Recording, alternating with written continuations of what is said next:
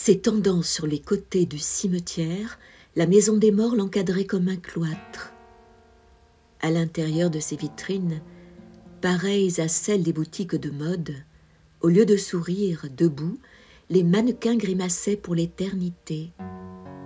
Arrivée à Munich depuis 15 ou 20 jours, j'étais entrée pour la première fois, et par hasard, dans ce cimetière presque désert.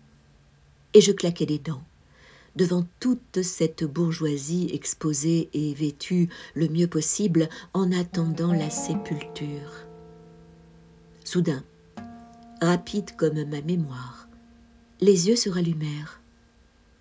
De cellule vitrée en cellule vitrée, le ciel se peupla d'une apocalypse vivace, et la terre plate à l'infini comme avant Galilée se couvrit de 1000 mythologies immobiles. Un ange en diamant brisa toutes les vitrines, et les morts m'accostèrent avec des mines de l'autre monde.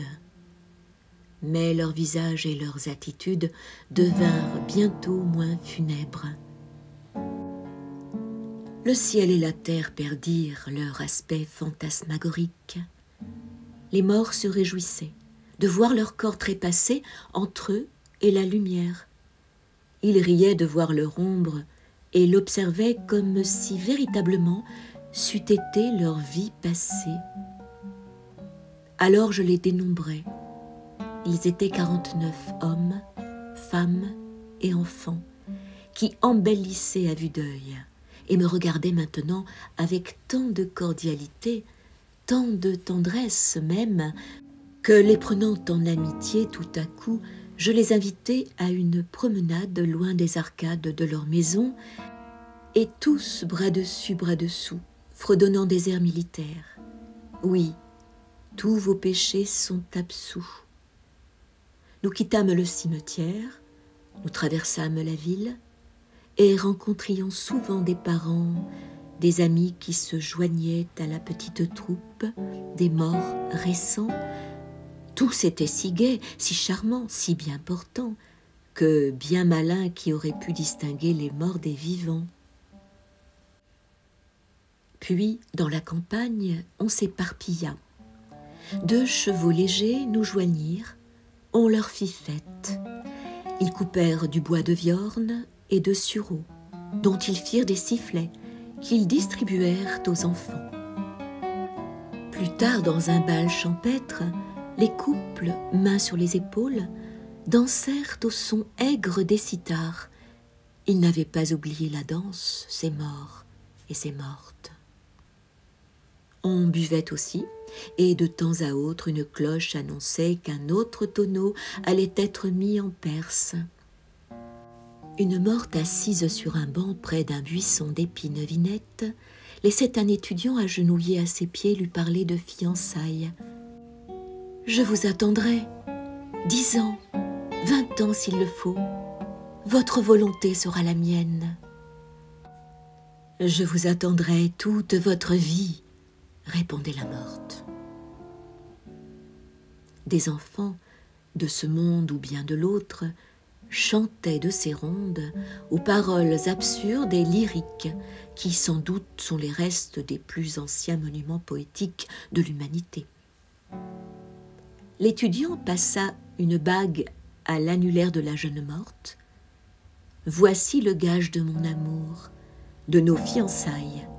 Ni le temps ni l'absence ne nous feront oublier nos promesses, et un jour, nous aurons une belle noce, des touffes de myrte à nos vêtements, et dans vos cheveux, un beau sermon à l'église, de longs discours après le banquet, et de la musique, de la musique. Nos enfants, dit la fiancée, seront plus beaux encore. » Hélas, la bague était brisée. Que s'ils étaient d'argent ou d'or, d'émeraude ou de diamant, seront plus clairs encore que les astres du firmament, que la lumière de l'aurore, que vos regards, mon fiancé, auront meilleure odeur encore. Hélas, la bague était brisée. que le lilas qui vient d'éclore, que le thym, la rose, ou qu'un brin de lavande ou de romarin. Les musiciens s'en étant allés, nous continuâmes la promenade au bord d'un lac. On s'amusa à faire des ricochets avec des cailloux plats. Sur l'eau qui dansait à peine, des barques étaient amarrées. Dans un havre, on les détacha, après que toute la troupe se fut embarquée, et quelques morts ramaient avec autant de vigueur que les vivants. À l'avant du bateau que je gouvernais, un mort parlait avec une jeune femme vêtue d'une robe jaune, d'un corsage noir, avec des rubans bleus et d'un chapeau gris, orné d'une seule petite plume défrisée. « Je vous aime, disait-il, comme le pigeon aime la colombe, comme l'insecte nocturne aime la lumière. » Trop tard, répondait la vivante. Repoussez, repoussez cet amour défendu, je suis mariée. Voyez l'anneau qui brille, mes mains tremblent, je pleure et je voudrais mourir. Les barques étaient arrivées à un endroit où les chevaux légers savaient qu'un écho répondait de la rive. On ne se lassait point de l'interroger. Il y eut des questions si extravagantes et des réponses tellement pleines d'à-propos que c'était à mourir de rire. Et le mort disait à la vivante « Nous serions si heureux ensemble. Sur nous, l'eau se refermera. Mais vous pleurez et vos mains tremblent. Aucun de nous ne reviendra. » On reprit terre et ce fut le retour. Les amoureux s'entraimaient et par couple, aux belles bouches, marchaient à distance inégale les morts avaient choisi les vivantes et les vivants des mortes. Un genévrier parfois faisait l'effet d'un fantôme. Les enfants déchiraient l'air en soufflant les joues creuses dans leurs sifflets de viorne ou de sureau, tandis que les militaires chantaient des tyroliennes en se répondant comme on le fait dans la montagne. Dans la ville, notre troupe diminua peu à peu. On se disait au revoir, à demain, à bientôt. Beaucoup entraient dans les brasseries, quelques-uns nous quittèrent, devant une boucherie canine pour y acheter leur repas du soir. Bientôt je restai seule avec ces morts qui s'en allaient tout droit au cimetière, où, sous les arcades, je les reconnus, couchés, immobiles et bien vêtus, attendant la sépulture derrière les vitrines.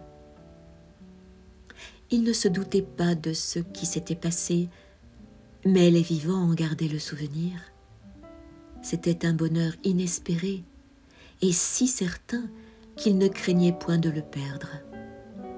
Ils vivaient si noblement que ceux qui la veille encore les regardaient comme leurs égaux, ou même quelque chose de moins, admiraient maintenant leur puissance, leur richesse et leur génie.